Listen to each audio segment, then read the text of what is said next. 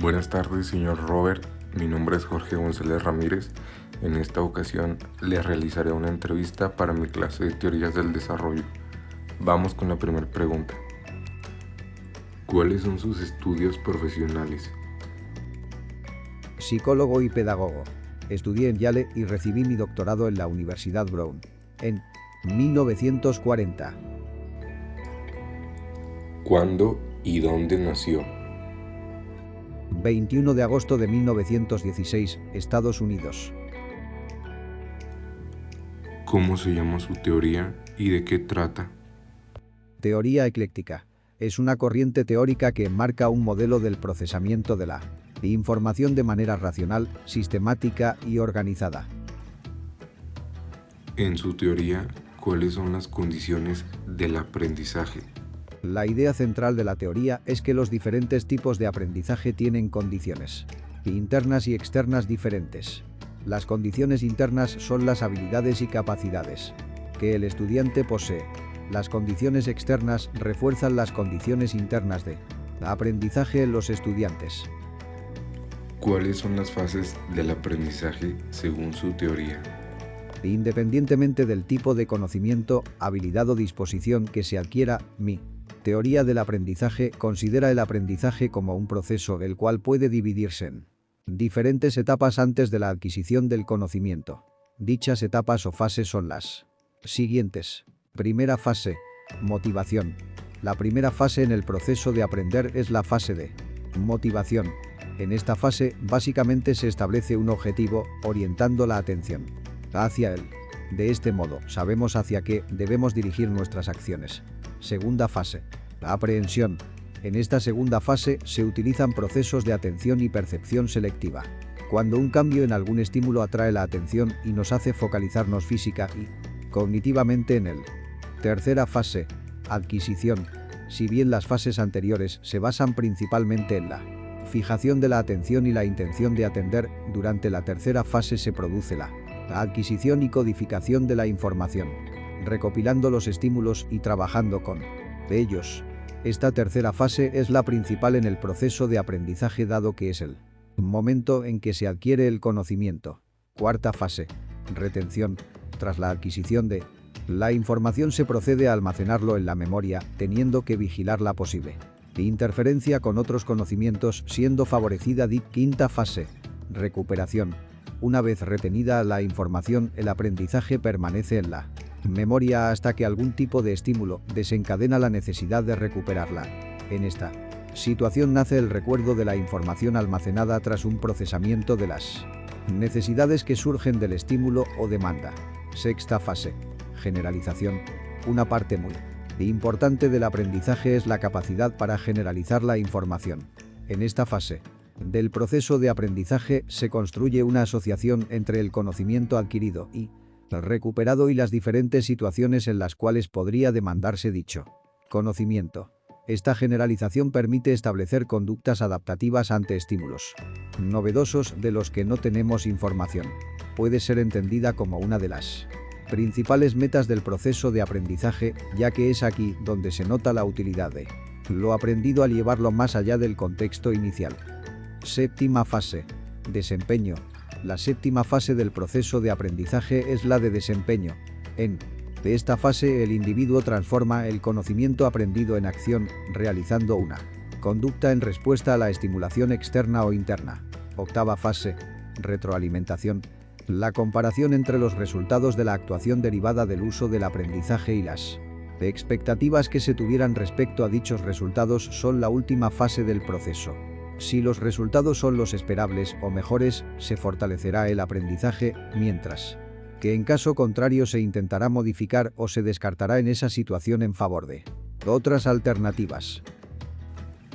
En su teoría, ¿cuáles son las jerarquías en los tipos de aprendizaje? El proceso de aprendizaje requiere de una jerarquía de aprendizajes para lograr los resultados u objetivos del aprendizaje. Esta jerarquía de aprendizaje conforma 8 tipos. 1. Grados aprendizaje de signos o señales. Los signos o señales son cualquier estímulo al cual puede asociarse algún concepto. Por ejemplo, truenos y cielo oscuro igual, se sospecha que va a llover. Es un aprendizaje de comportamientos involuntarios que la persona presenta automáticamente frente a ciertos estímulos.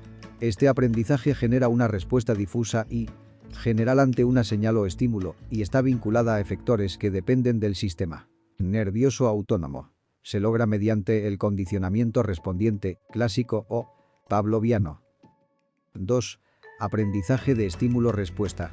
Consiste en que un individuo aprende un conjunto de estímulos-respuestas en el que cada estímulo está asociado a una respuesta única que no está sujeta a las condiciones emocionales, solo a sus efectos o consecuencias reforzantes o castigadoras. Se caracteriza por una sola asociación entre el estímulo y la respuesta y no por relaciones encadenadas o múltiples. Este aprendizaje se da por el condicionamiento instrumental. 3. Aprendizaje de encadenamiento o cadenas motoras. Constituye una sucesión de comportamientos motores más simples, formando una cadena continua de estímulos y respuestas. En algunos casos, para que tales cadenas motoras sean aprendidas es necesario que se sucedan una a otra siempre en el mismo orden. Es el aprendizaje de una secuencia ordenada de acciones. 4. Aprendizaje de asociaciones verbales o cadenas verbales. Constituye la adquisición de una cadena de conductas verbales que se asemejan al aprendizaje anterior. Consiste en asociar palabras formando cadenas, donde una palabra funciona como estímulo para el recuerdo de otra. La memorización se hace con este tipo de aprendizaje. Consiste en un tipo de aprendizaje en cadena, pero exige un proceso simbólico bastante complejo. Es un buen recurso elegir un elemento que forma parte de la respuesta que ayude a recordarla. Respuesta completa.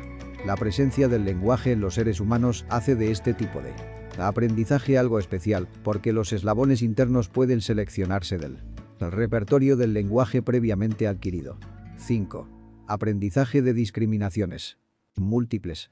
Consiste en dar respuestas diferentes a estímulos semejantes o estímulos comunes. Aquí el sujeto aprende a emitir un número de respuestas de identificaciones diferentes que pueden asemejarse a otros en apariencia física en mayor o menor grado.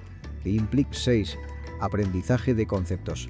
Es cuando ocurre lo contrario del aprendizaje de discriminación. Consiste en dar una respuesta común ante estímulos diferentes físicamente, con características comunes en varios aspectos. Es aprender a dar una respuesta o concepto de identificación a una clase completa de estímulos u objetos o acontecimientos. El concepto es una representación mental de una clase de estímulos y excluye a otros. Implica la capacidad de responder a los estímulos a través de conceptos o propiedades abstractas, como color, forma, tamaño, número, etc. La formación de conceptos ocurre a 4 niveles sucesivos. Punto grueso. Nivel concreto. Es cuando un sujeto reconoce un objeto tal como lo vio anteriormente. Punto grueso. Nivel de identificación. Es cuando un sujeto reconoce un objeto a pesar de verlo desde una perspectiva diferente o de percibirlo en un aspecto sensorial diferente. Punto grueso. Nivel clasificatorio. Es cuando un sujeto incluye elementos en la clase de concepto y excluye a otros. Punto grueso. Nivel formal. Es cuando un sujeto aprende a definir un concepto, hacer una lista de los elementos incluidos en el concepto y distinguirlo de otro concepto. 7. Aprendizaje de principios. Consiste en la adquisición de una cadena de 2 o más conceptos que va a controlar la conducta, de modo que sugiere una regla verbalizada. Para aprender un principio es necesario tener aprendido previamente los conceptos que lo forman. Es posible el aprendizaje mecánico de enunciados de principios sin entender realmente las razones del mismo. 8. Aprendizaje de resolución de problemas. Es una forma superior de aprendizaje. Permite que las personas enfrenten dificultades y solucionen problemas mediante la aplicación de principios conocidos. La solución de problemas es un tipo de aprendizaje que requiere de una actividad cognoscitiva compleja denominada pensamiento. En esta forma de aprendizaje, 2 o más principios adquiridos se cambian de algún modo para producir una capacidad nueva de actuar dependiente de un principio de orden superior. Para que un sujeto pueda solucionar problemas es necesario que conozca los principios aplicables y sea capaz de recordarse de ellos y aplicarlos según sea el caso. La solución de problemas es una necesidad bastante frecuente en las personas adultas. La solución de Un problema consiste en elaborar, con la combinación de principios ya aprendidos, un nuevo principio. La dificultad consiste, según Gane, en que la persona que aprende debe ser capaz de identificar los trazos esenciales de la respuesta o nuevo principio que dará solución, antes de llegar a la misma. Gracias por su tiempo, señor Robert. Gracias a esta entrevista me queda más claro sobre qué trata su teoría. Por nada, espero y esta entrevista sea de mucha utilidad para que más alumnos de la Universidad Pedagógica de Durango, así como diferentes personas, conozcan mi teoría. Hasta pronto.